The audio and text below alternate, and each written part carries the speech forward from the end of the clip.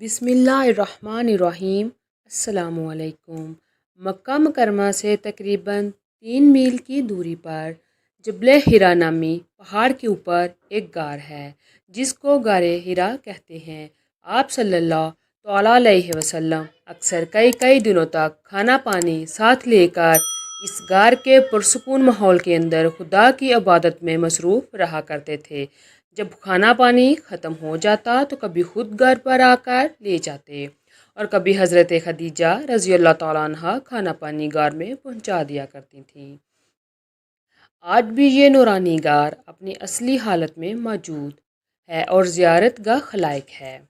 ایک دن آپ صلی اللہ تعالیٰ علیہ وسلم غار حرا کے اندر عبادت میں مشغول تھے کہ بالکل اچانک غار میں آپ صلی اللہ علیہ وآلہ وسلم کے پاس ایک فرشتہ ظاہر ہوا۔ یہ حضرت جبرائیل علیہ السلام تھے جو ہمیشہ خدا عزوجل کا پیغام اس کے رسولوں علیہ السلام تک پہنچاتے رہے ہیں۔ فرشتے نے ایک دم کہا، پڑھیے۔ آپ صلی اللہ تعالیٰ علیہ وسلم نے فرمایا کہ میں پڑھنے والا نہیں ہوں۔ فرشتہ نے آپ صلی اللہ تعالیٰ علیہ وسلم کو پکڑا اور نہایت گرم جوشی کے ساتھ آپ صلی اللہ علیہ وآلہ وسلم سے زوردار معانقہ کیا، پھر چھوڑ کر کہا کہ پڑھیے۔ آپ صلی اللہ تعالیٰ علیہ وسلم نے پھر فرمایا کہ میں پڑھنے والا نہیں ہوں۔ فرشتہ نے دوسری مرتبہ پھر آپ صلی اللہ علیہ وسلم کو اپنے سینے سے چمٹایا اور چھوڑ کر کہا، پڑھیے۔ آپ صلی اللہ علیہ وآلہ وسلم نے پھر وہی فرمایا کہ میں پڑھنے والا نہیں ہوں۔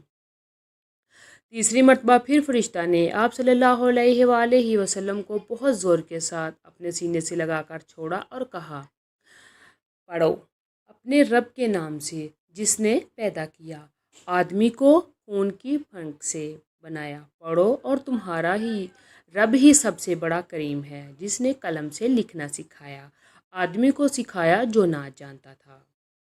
یہی ہی سب سے پہلی وحی تھی جو آپ صلی اللہ تعالیٰ علیہ وسلم پر نازل ہوئی۔ ان آیتوں کو یاد کر کے حضور اقدس صلی اللہ تعالیٰ علیہ وسلم اپنے گھر تشریف لائے، مگر اس واقعہ سے جو بالکل ناگہانی طور پر آپ صلی اللہ علیہ وآلہ وسلم کو پیش آیا، اس سے آپ صلی اللہ تعالیٰ علیہ وسلم کے قلب پر لرزہ طاری تھا۔ آپ صلی اللہ تعالیٰ علیہ وسلم نے گھر والوں سے فرمایا کہ مجھے کملی اڑاؤ۔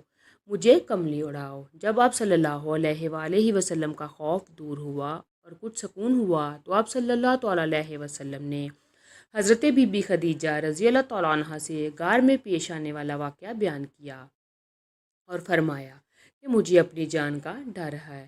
یہ سن کر حضرت بی بی خدیجہ رضی اللہ تعالیٰ عنہ نے کہا کہ نہیں، ہرگز نہیں، آپ صلی اللہ تعالیٰ علیہ وسلم کی جان کو کوئی خطرہ نہیں ہے۔ خدا کی قسم، اللہ تعالیٰ کبھی بھی آپ صلی اللہ تعالیٰ علیہ وسلم کو رسوا نہیں کرے گا۔ آپ صلی اللہ تعالیٰ علیہ وسلم تو رشتہ داروں کے ساتھ بہترین سلوک کرتے ہیں، دوسروں کا بار خود اٹھاتے ہیں، خود کما کر مفلسوں اور محتاجوں کو عطا فرماتے ہیں، مسافروں کی مہمان نوازی کرتے ہیں اور حق و انصاف کی خاطر سب کی مصیبتوں اور مشکلات میں کام آتے ہیں۔ اس کے بعد حضرت خدیجہ رضی اللہ تعالیٰ عنہ آپ صلی اللہ تعالیٰ علیہ وسلم کو اپنے چچا زاد بھائی ورقہ بن نوفل کے پاس لے گئیں۔ ورقہ ان لوگوں میں سے تھے جو موحد تھے اور اہل مکہ کے شیعوں کو بت پرستی سے بیزار ہو کر نصرانی ہو گئے تھے اور انجیل کا عبرانی زبان سے عربی میں ترجمہ کیا کرتے تھے۔ بہت بوڑھے اور نابینا ہو چکے تھے۔ حضرت بی بی خدیجہ رضی اللہ تعالیٰ عنہ نے ان سے کہا کہ بھائی جان، آپ اپنے بھتیجے کی بات سنیے۔ ورقہ بن نوفل نے کہا کہ بتائیے، آپ نے کیا دیکھا ہے؟ حضور صلی اللہ تعالیٰ علیہ وسلم نے غار حرا کا پورا واقعہ بیان فرمایا۔ یہ سن کر ورقہ بن نوفل نے کہا، یہ تو وہی فرشتہ ہے جس کو اللہ تعالیٰ نے حضرت موسیٰ علیہ السلام کے پاس بھیجا تھا۔ پھر ورقہ بن نوفل کہنے لگے کہ کاش میں آپ صلی اللہ علیہ وسلم کے اعلان نبوت کے زمانے میں تندرست جوان ہوتا، کاش میں اس وقت تک زندہ رہتا جب آپ کی قوم آپ کو مکہ سے باہر نکالے گی۔ یہ سن کر حضور صلی اللہ علیہ وآلہ وسلم نے تعجب سے فرمایا کہ کیا مکہ والے مجھے مکہ سے نکال دیں گے؟ تو ورقہ نے کہا جی ہاں، جو شخص بھی آپ صلی اللہ تعالیٰ علیہ وسلم کی طرح نبوت لے کر آیا، لوگ اس کے ساتھ دشمنی پر کمر بستہ ہو گئے۔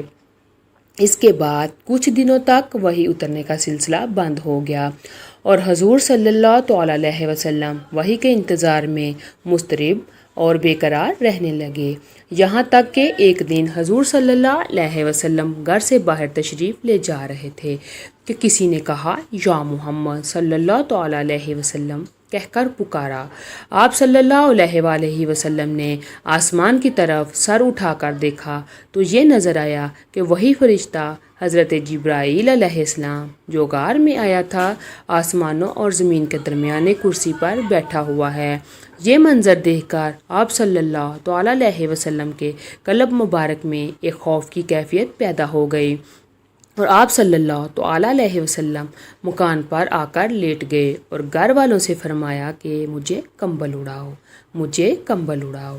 چنانچہ آپ صلی اللہ تعالیٰ علیہ وسلم کمبل اوڑھ کر لیٹے ہوئے تھے کہ ناگہاں آپ صلی اللہ علیہ وآلہ وسلم پر سورہ مدثر کی ابتدائی آیات نازل ہوئیں اور رب تعالیٰ کا فرمان اتر پڑا، یعنی اے بالا پوش اوڑھنے والے، کھڑے ہو جاؤ، پھر ڈر سناؤ اور اپنے رب ہی کی بڑائی بولو اور اپنے کپڑے پاک رکھو اور بتوں سے دور رہو۔ ان آیات کے نزول کے بعد حضور صلی اللہ تعالیٰ علیہ وسلم کو خداوند قدس نے دعوت اسلام کے منصب پر مامور فرما دیا اور آپ خداوند تعالیٰ کے حکم کے مطابق دعوت حق اور تبلیغ اسلام کے لیے کمر بستہ ہو گئے۔